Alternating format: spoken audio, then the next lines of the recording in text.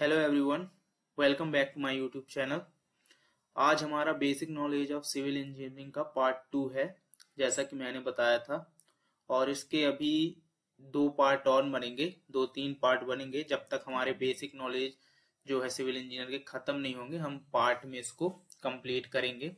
Okay, और आप भी इनको साथ में ही रिमेम्बर करते चलना। This is very important for you, आपको आने ही चाहिए ये। सो हम स्टार्ट करते हैं। ओके, सो पहला है minimum bar for square column 4 number of steel and 6 number of steel for circular column. मतलब ये है कि हमको अगर स्क्वायर कॉलम बना रहे हैं तो उसमें 4 मैन बार होने ही चाहिए। मिनिमम बार है ये, इससे कम नहीं चलेंगे। और अगर हम सर्कुलर कॉलम बनाने वाले हैं तो उसके लिए हमको मिनिमम 6 नंबर ऑफ बार होने ही चाहिए, इससे कम यूज हम नहीं करेंगे। ओके फ्रेंड्स, तो आप ये ध्यान रखिएगा। दूसरा है man bars in the slab should not be less than 8 mm HYSD और 10 mm प्लेन बार्स। जो हमारी मैन बार्स होती हैं जो हम स्लैब में यूज करेंगे तो वो 8 mm से कम नहीं होनी चाहिए। अगर हम H Y S D bar का फुल फॉर्म होता है friend high yield strength deform bar. Okay, ये एक्चुअल में TMT बार होती हैं, thermo mechanically treated bar. Okay, जिसमें रिब्ड बनी होती है, जिससे स्टील और कंक्रीट के बीच में जो बॉन्डिंग होती है वो बहुत अच्छी होती है। ओके, सो HYSD बार अगर हम यूज करेंगे स्लैब में मैन बार तो 8 mm से कम नहीं होनी चाहिए फ्रेंड्स। ओके, और अगर प्लेन बार की बात करें तो 10 mm से कम नहीं होनी चाहिए। सो आप ये याद रखिएगा, this is very important criteria. Third one, the distribution bar not less than 8 mm and not more than. This is formula friends, आपको ये फॉर्मूला लगाना पड़ेगा। ये तो डिस्ट्रीब्यूशन बार तो आप समझते होंगे, जैसे कि हम स्लैब बना रहे हैं। ओके, मैं आपको बता देता हूँ, ये स्लैब है। Okay, this is slab. तो हमारी मैन बार जो है हमेशा हम कौन से स्पान पे लगाते हैं, जोन से स्पान छोटा होता है। ओके, तो ये हमारी मैन बार्स हैं। मान लो ये मैन बार्स हमने लगाई और ये है डिस्ट्रीब्यूशन बार। ओके, तो ये डिस्ट्रीब्यूशन बार की जो हम ऊपर पढ़ रहे थे वो मैन बार का क्राइटेरिया था, और ये जो थर्ड नंबर का ये डिस्ट्रीब्यूशन बार का क्राइटेरिया है। ओके, तो डिस्ट्रीब्यूशन बार जो है ये भी 8 mm से कम नहीं होना चाहिए। और ज्यादा किससे नहीं होना चाहिए, स्लैब की थिकनेस अपॉन 8। मान लेते हैं हम कि स्लैब की थिकनेस जो है वो 125 mm है फ्रेंड्स। ओके, तो ये किससे ज्यादा नहीं होना चाहिए, 8। तो 125 डिवाइड बाई 8 करेंगे, सो ये कितना आ गया हमारे पास 15.625 mm। मतलब कि इससे ज्यादा नहीं होना चाहिए। 8 अगर हम ले रहे हैं 125 mm की स्लैब, ओके, थिकनेस की स्लैब ले रहे हैं हम बनाने के लिए, तो 8 mm से कम हम बार यूज नहीं करेंगे डिस्ट्रीब्यूशन बार। और 15 mm से ज्यादा यूज नहीं करेंगे। ओके, 15 को 16 मान लेते हैं क्योंकि 15 mm का हम स्टील यूज ही नहीं करते, तो आप 16 मान लीजिए, 16 mm। तो इससे ज्यादा भी हम यूज नहीं कर सकते। ओके, सो आप याद रखिएगा। फोर्थ वन है pH value of water should not be less than 6।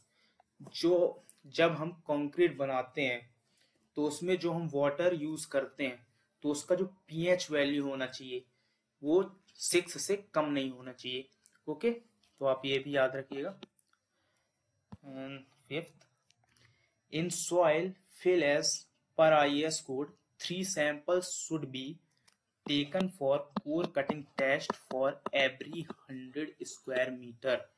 इसका मतलब ये है कि जब आप सॉइल की फिलिंग करते हैं, ओके, आपने एक्सकेवेशन किया फिर उसमें दोबारा फिलिंग करनी है, तो हम ये क्राइटेरिया ध्यान में रखेंगे कि फिलिंग करने से पहले हमको उधर की सॉइल जो है उस सॉइल की 3 सैंपल लेनी है। ओके, कोर कटिंग टेस्ट से 3 सैंपल लेने हैं पर 100 स्क्वायर मीटर के लिए।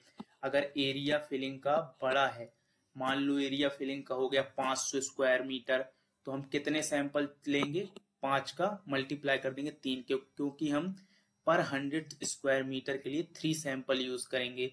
तो अगर 500 स्क्वायर मीटर है एरिया, तो हम 15 सैंपल्स लेंगे।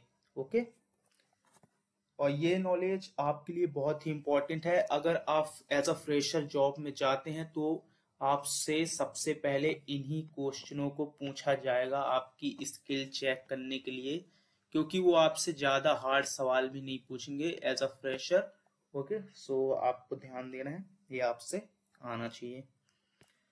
Okay, 6.1 low heat cement used generally in construction of dams. हमारे पास सीमेंट कितने प्रकार की होती हैं, जैसे पोर्टलैंड सीमेंट हो गई, रैपिड हार्डनिंग सीमेंट हो गई, लो हीट सीमेंट हो गई, ओके, पोजोलाना सीमेंट हो गई। तो ये सीमेंट के क्राइटेरिया, इनको कहाँ कहाँ यूज किया जाता है ये स्पेसिफिकेशन बताते हैं। वैसे ही लो हीट सीमेंट जो होती है ये हम जनरली डैम्स में यूज करते हैं। डैम्स में क्यों यूज करते हैं हम, डैम्स जो होता है हमारा बहुत ही बल्कि स्ट्रक्चर होता है। ओके, तो उसमें हीट जो है, टेम्परेचर जो है वो बहुत ही स्टोर्ड हो जाता है, क्योंकि वो बहुत ही, उसका वॉल्यूम बहुत ज्यादा होता है। सो इसीलिए हम ऐसे सीमेंट का यूज करते हैं जो लो हीट एब्जॉर्ब करे, मतलब अपने हीट को ज्यादा एब्जॉर्ब ना कर पाए, इसीलिए हम लो हीट सीमेंट का यूज करते हैं। ओके, आपको समझ में आ गया होगा। और भी हम सीमेंट होते हैं और प्रकार के, आगे आने वाली क्लासों में हम पढ़ेंगे। ओके, 7 है सीमेंट। सीमेंट के 2 क्राइटेरिया है छोटे छोटे। इसका जो इनिशियली सेटिंग टाइम होता है फ्रेंड्स, वो होता है 30 मिनट, और फाइनल सेटिंग टाइम होता है, ये होता है 10 आवर।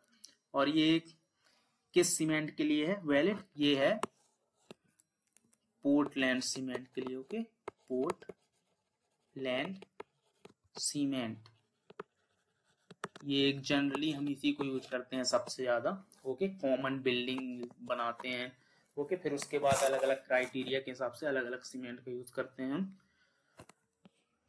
8वां है part of structure which is below the ground level is called सब स्ट्रक्चर। इसका मतलब ये है कि जब हम बिल्डिंग बनाते हैं तो हमारा स्ट्रक्चर 2 पार्ट में डिवाइड होता है। एक तो ग्राउंड के नीचे बनता है हमारा स्ट्रक्चर, और एक ग्राउंड के ऊपर ऊपर वाला स्ट्रक्चर होता है। ओके, तो जो हम ग्राउंड के नीचे बनाते हैं जैसे सब स्ट्रक्चर, और सब स्ट्रक्चर में क्या क्या आ जाता है, फुटिंग आ जाती है हमारी, कॉलम आ जाते हैं, कुछ पार्ट कॉलम का आ जाता है, फुटिंग आ जाती है, और बेसिकली फुटिंग ही आती है, नीचे तो फुटिंग ही बनती है। ओके, सो ये सब स्ट्रक्चर में आता है। ओके, और 9th है part of structure which is above ground level. जैसे कि मैंने बताया, जो ऊपर बनता है स्ट्रक्चर ग्राउंड के ऊपर, उसको सुपर स्ट्रक्चर कहते हैं। ओके, जिसमें क्या क्या आता है, वॉल आती है, प्लिंथ एरिया आता है, ये सब। ओके, 10th है when ratio of length to width is less than or equal to its two-way slab। अगर हमारे पास लेंथ और विड्थ का रेशो 2 से कम आता है, जैसे ये लेंथ है और दिस इज विड्थ, अगर ये कम आता है 2 से 2 से या इक्वल होता है 2 के, तो इसको हम क्या बोलेंगे, टू वे स्लैब बोलेंगे। ओके, जैसे कि मान लेते हैं कि इसकी लेंथ 2 मीटर है एक की, और विड्थ है 1 मीटर, तो इनका जो रेशो आएगा कितना आएगा, 2 आएगा। तो एक कौन सी स्लैब कहलाएगी, टू वे स्लैब कहलाएगी। ओके, और अगर व्हेन रेशो 11th है when ratio of length to width is more than two it's one way slab. और अगर लेंथ और विड्थ का रेशो 2 से ज्यादा होता है तो उसको हम वन वे स्लैब कंसीडर करेंगे। ओके, 12th है a small depression on top of brick, this is for proper bonding with other bricks called frock। आपने दोस्तों ब्रिक्स देखे होंगे, तो ब्रिक्स के सेंटर में आपको कुछ हिस्सा नीचे घुसा हुआ दिखा होगा, ओके, डिप्रेस्ड हुआ होगा, तो उसको हम क्या बोलते हैं, फ्रॉग बोलते हैं। और ये क्यों बनाया जाता है फ्रॉग, इंटरलॉकिंग के लिए बनाया जाता है। जब हम एक ईंट के ऊपर दूसरी ईंट रखते हैं तो वो दोनों ईंट अच्छे से बॉन्डिंग बना सकें, ओके, इसलिए हम यूज करते हैं। कुछ लोग फ्रॉग जनरली इसलिए भी यूज होता है कि जिस कंपनी के द्वारा ईंट बनाई जाती है उनका प्रिंट भी हम उस फ्रॉग में कर देते हैं, okay. And the 13, a temporary structure when work needs to be carried out at higher elevation called scaffolding। इसका मतलब ये है कि हम जब टेम्परेरी स्ट्रक्चर कोई बनाते हैं, जैसे हमारी बिल्डिंग है, उसकी जो हाइट है वो बहुत ही ऊपर है, ओके, तो हम तो पहुंच नहीं सकते, तो उसके लिए हम क्या करते हैं, एक इसको फोल्डिंग लगाते हैं। इसको फोल्डिंग, अब हिंदी में इसको फोल्डिंग क्या बोलते हैं, जिसमें हम चढ़कर ऊपर वर्क कर सकते हैं, ओके। मान लो स्ट्रक्चर बनाते हैं टेम्परेरी, जिससे हम उसके ऊपर चल रहकर आगे काम कर सकें, ऊपर काम कर सकें बिल्डिंग के, उसको हम इसको फोल्डिंग कहते हैं। आपने देखा होगा बहुत जगह जहां स्ट्रक्चर बनते हैं, okay. 14, hook for stirrup is 9D for one side. Hook, hook तो आप समझ रहे होंगे, हुक हम तब यूज करते हैं जब हम स्टिरअप लगाते हैं, ओके। ये स्टिरअप है और ये इधर हुक प्रोवाइड करते हैं, ये हुक। तो ये हुक की वन साइड की लेंथ कितनी लेते हैं हम, 9D। जितना डाया होता है सरिये का तो मल्टीप्लाई 9 से करते हैं, और ये एक तरफ का होता है। अगर हम इस तरफ की भी लेंथ बनाएंगे तो यहाँ की भी 9D, तो मतलब दोनों साइड की मिलाएंगे टोटल हुक की लेंथ, तो ये कितनी हो जाएगी, 18D।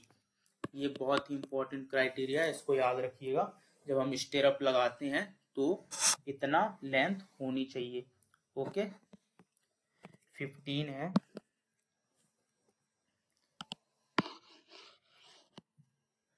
15 है नंबर ऑफ स्टिरअप्स कैसे निकालते हैं। तो नंबर ऑफ स्टिरअप्स निकालने के लिए clear span upon spanning plus 1। जितनी भी क्लियर, जैसे बीम की हम निकालना चाहते हैं, तो बीम है हमारे पास, तो क्लियर स्पान क्या होता है फ्रेंड्स, क्लियर स्पान होता है ये सपोर्ट के बीच की डिस्टेंस, ये होती है क्लियर स्पान, ओके। और स्पैनिंग क्या होती है, स्पैनिंग जहां पर जितने एरिया पर हमको स्टिरअप प्रोवाइड करना है। So clear span divide by spanning और प्लस 1 करते हैं, तो इससे हमारे पास नंबर ऑफ स्टिरअप्स निकल आती हैं, okay. And the last one 16, for cantilever anchorage length for main steel is 69D।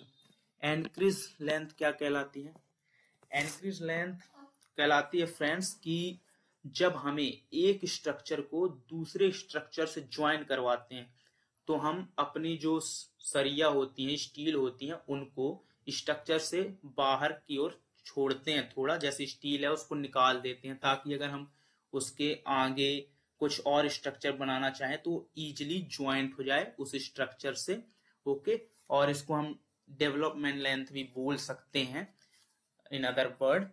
सो ये कितनी होनी चाहिए, कैंटिलीवर के लिए ये बात हो रही है। और सिंपली सपोर्टेड, इनके लिए हम आगे पढ़ेंगे, सिंपली सपोर्टेड हो गया, ओके। और फिक्स्ड बीम हो गई इनके लिए भी। सो इसके लिए याद करेंगे 669D, ओके। तो ये हमारा पार्ट 2 बन गया, ओके फ्रेंड्स। आप इनको अच्छे से पढ़ लीजिएगा, दिस इज वेरी इंपॉर्टेंट, आपको याद होना ही चाहिए ये। और अगर आपको नॉलेज अच्छी लगी हो मेरी, तो आप चैनल को सब्सक्राइब कर सकते हैं, वीडियो को लाइक कर सकते हैं और अपने फ्रेंड्स के साथ शेयर कर सकते हैं, ओके फ्रेंड्स। ठीक है, तो अपन मिलते हैं हम अपने बेसिक सिविल इंजीनियरिंग नॉलेज के पार्ट 3 में अगली वीडियो पे, ओके। Okay, bye.